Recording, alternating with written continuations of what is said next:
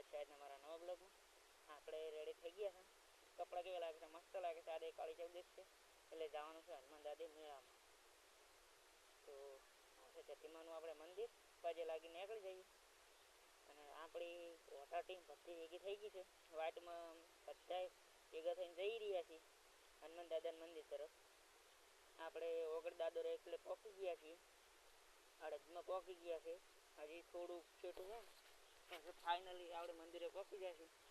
મંદિરે મેળ આવશે તો તમને બતાવીશ ને કે અહીંયા ભીડો હશે તે નહીં બતાવવાની મજા આવે. અને આપણે જે પહેલાં ગેટે પહોંચી ગયા મંદિરે, એ પહેલો ગેટ બગીચો છે જોડે આપણે પહોંચી ગયા છીએ. અને પેલો હવામાં ફુગ્ગો તરે આ હીરે જો તો કેવો મસ્ત લાગે છે. એ ગમે તમે જુઓ ને તો ત્યાં હશે જ ફુગ્ગો. અને બસ મંદિર તરફ હવે લાઇટિંગ કેવું મસ્ત કર્યું છે. મસ્ત લાઇટિંગ લાગે છે. રાતનું ઓર બી સુંદર લાગે.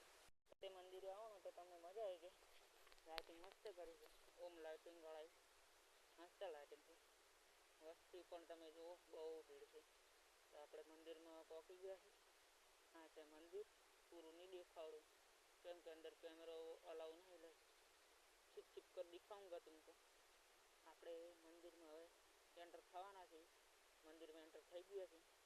આ મંદિર છે, અંદર પણ લાઇટિંગ છે, બહુ સરસ લાઇટિંગ કરી છે. આપણે મંદિરમાં પહોંચી ગયા છીએ.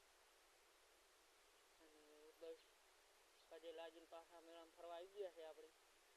હા છે સાતોસણ હનુમાન દાદાનો મેળો. તમે તો કોઈ દાડ જોયો નહીં હોય, કેવો લાગે છે કોમેન્ટ કરીને જણાવજો. વર્ષે વર્ષ કાળચો દિવસે ભરાય છે. અને જો કોઈને આવવું હોય તો આવી શકો છો.